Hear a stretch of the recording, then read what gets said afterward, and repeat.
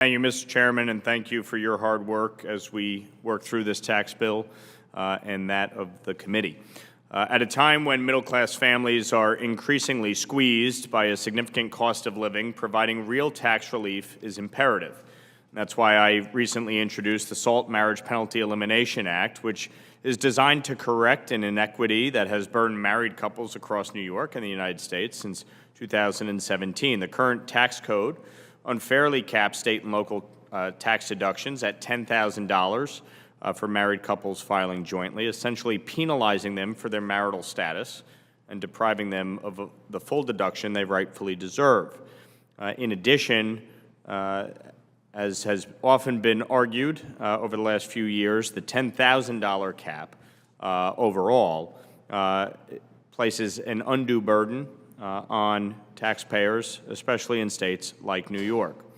In the 119th Congress, the bill I've introduced would increase the cap on SALT deductions to $100,000 for single filers and up to $200,000 for married couples.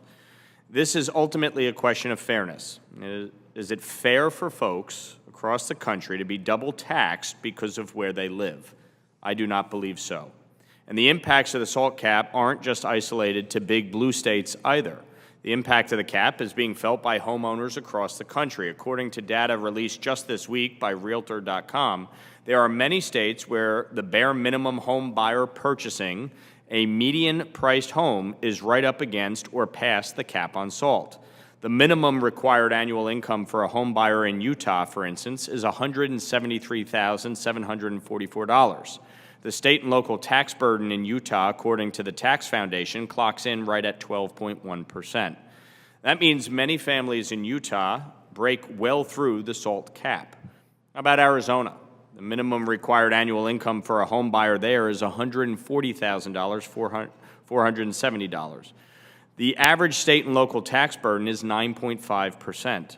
So a family in Arizona making that amount is already past the SALT cap. In Wisconsin, the minimum income of $107,769 to buy the median-priced home, and their state and local tax burden is 10.9%, another state where home-owning families are past the cap. How about Montana?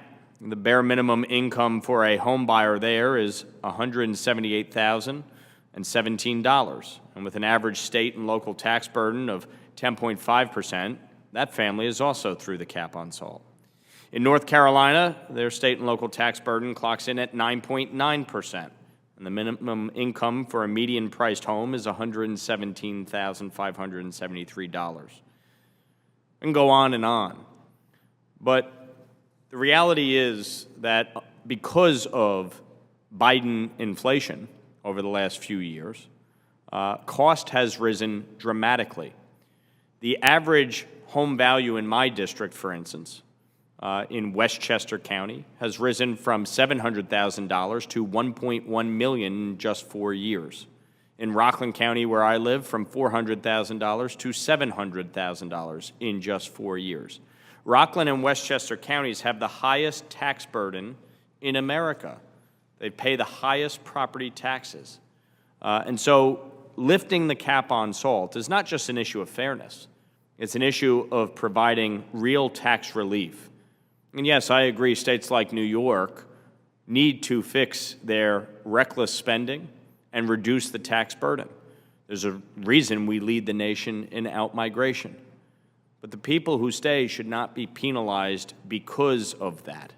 And so it is critically important that we increase the cap on SALT and really provide an opportunity for folks who own a home, who are paying property taxes, who are paying state income taxes, to be able to afford to live in their state.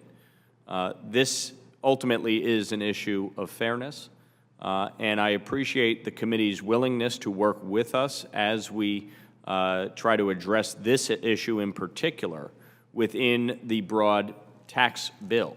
The Tax Cuts and Jobs Act from 2017 overwhelmingly provided real tax relief to American families and businesses across the country. Revenue is at an all-time high, but I do believe as we move forward, we do need to address the $10,000 cap on salt, and so I appreciate the chairman and the committee working with us to do just that.